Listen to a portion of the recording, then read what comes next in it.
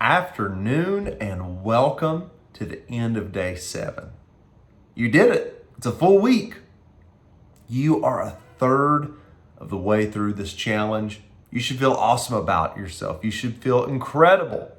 And you know what? I just hope that you are feeling the momentum. I hope you've had a great weekend and are getting now ready to start a brand new week, a brand new work week, a brand new time to set intentions on how you're going to live, what you're going to do, right? And we've built such a great road up until this point. Let me recap for you really quickly. Number 1, we've worked on burning desire to pursue what we want and to increase those desires to outweigh other desires that may try to detour us or get us off track, right? We've talked about setting goals that matter, goals that are specific. They have time frames. They help us to really see exactly what it is that we truly want. We've talked about reasons. What are your reasons? What's the why? What's the purpose? It's your reasons that anchor you into the ground, that keep you grounded when turbulent times come, when temptation comes, when you feel like giving up.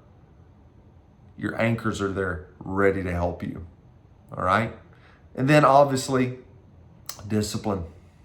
Discipline is where it's at. It's where the rubber meets the road. It's the functional action. It's where you are expressing your desires and you are translating them into the way you choose what to do. It's everything that you're doing. And we start small, right? Disciplines don't just happen.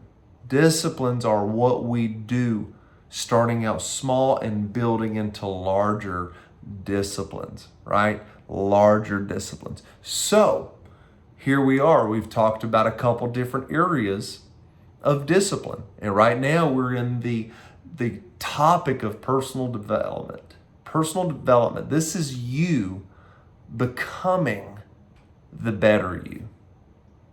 The you that is required to achieve your dreams, desires, goals, right? You can't be the same you and get to the next level. It's just not possible. The current you is not ready for the next level. So what you and I have to do is we have to improve who we are. We have to level up, as some would say. So we're becoming the better you. And in my opinion, it's the disciplines that we create and keep that develop us into that new you. So we've talked about physical disciplines.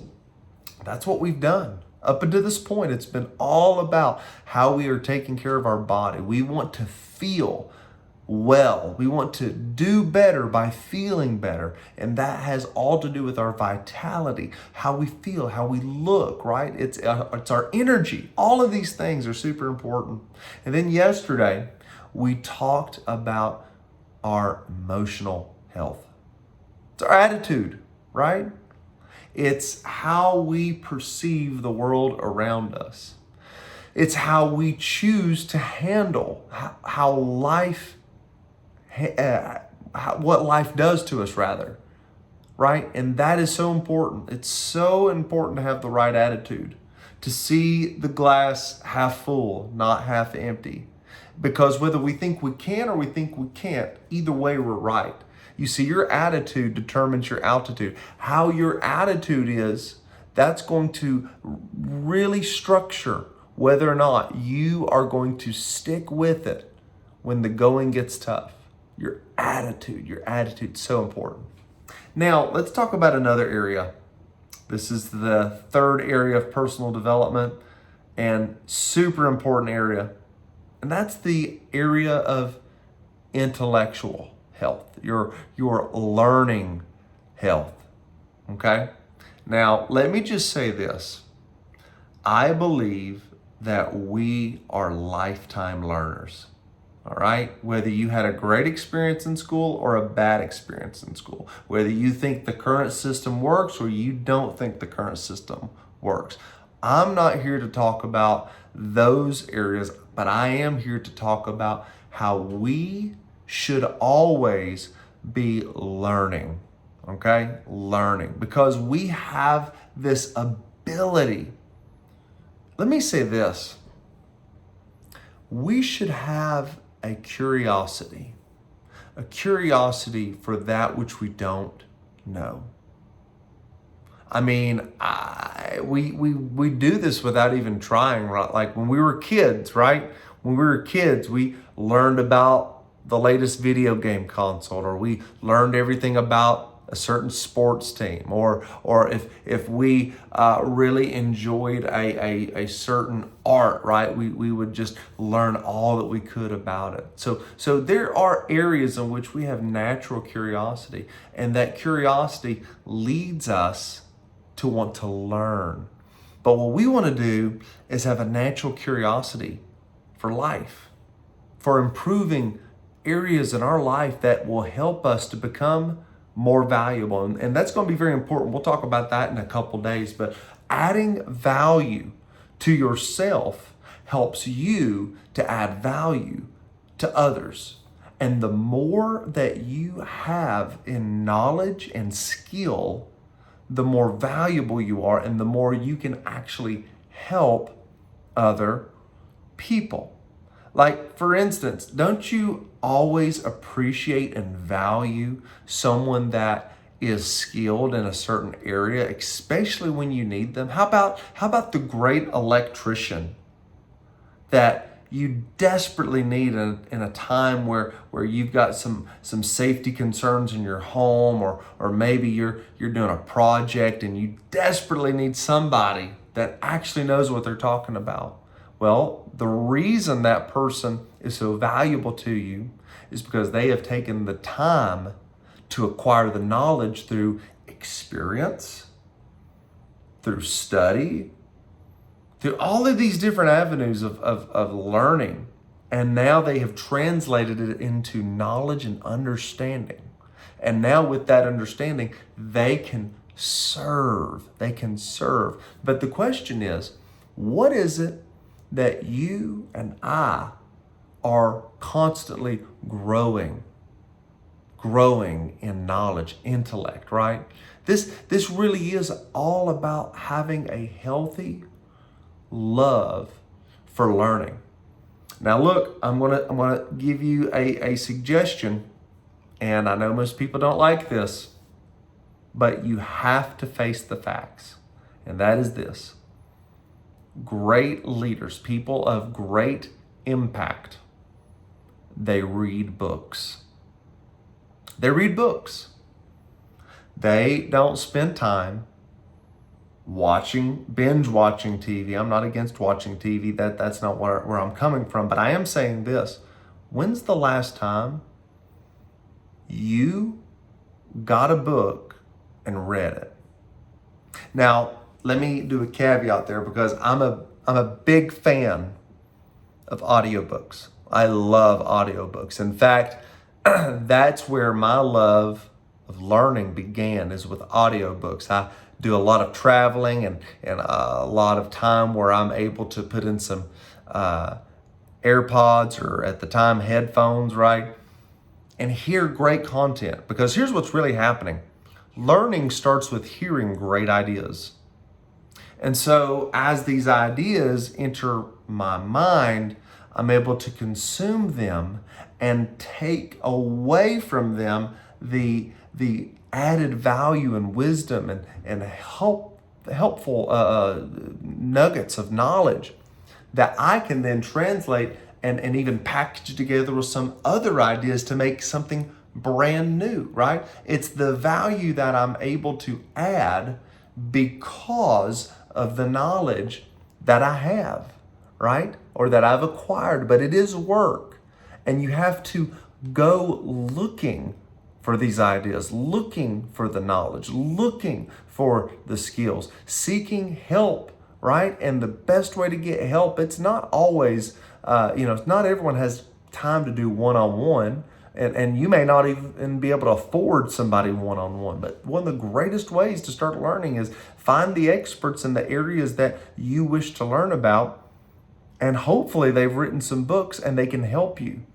Hopefully their books have been translated into audio so you can consume them faster, right? You can consume them faster. But I will argue this, okay? And I wish I had more time to do it.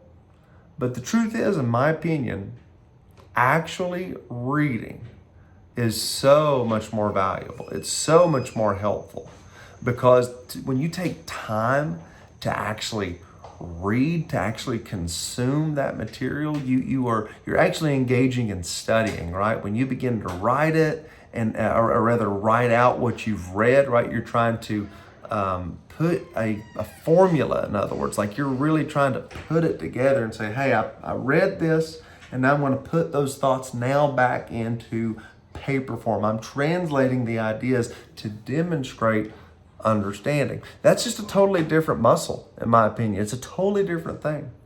And I love being able to have a book and take a pencil or a pen rather and a highlighter and really take my time to consider the ideas. By the way, I'll tell you this. Not all books you're going to read that you're going to enjoy or like. That does not mean that time was wasted. You're going to still get something out of that content, but you just know that person or that book or whatever, that's not for you. But you did learn, right? You did pursue the action and got an outcome. You got the outcome of learning. That's not my book or that's not my mentor, right? It's never wasted time.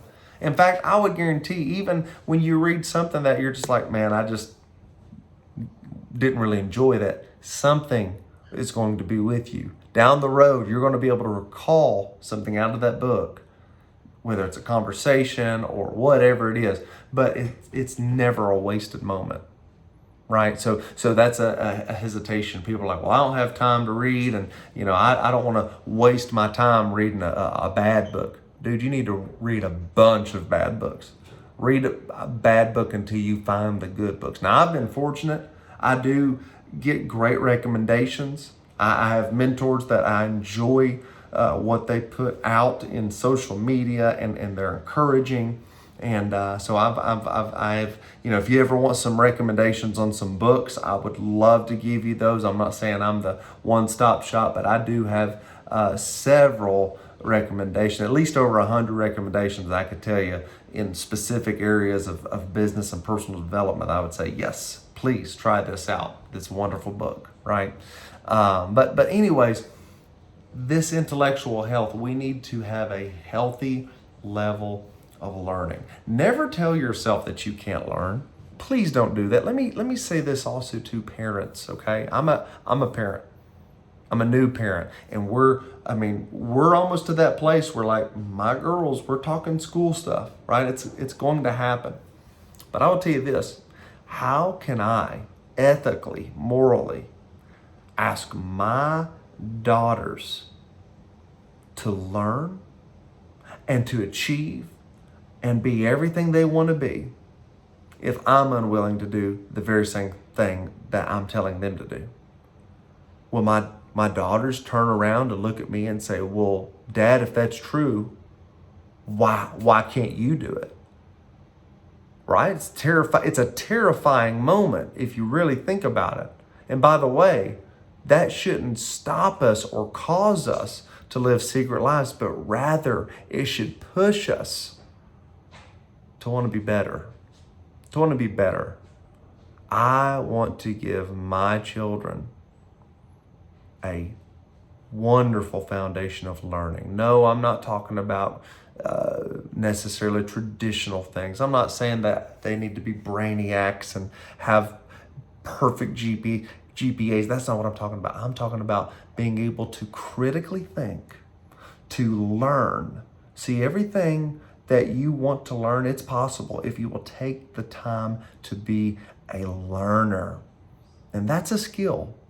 That's a skill that I hope we will take serious, and we'll use the disciplines, okay, of reading, seeking answers, audiobooks, physical books, podcasts, videos, seminars, classes, you name it, it's out there. Let's go learn, and develop our intellectual health. I'll catch you tomorrow for another video.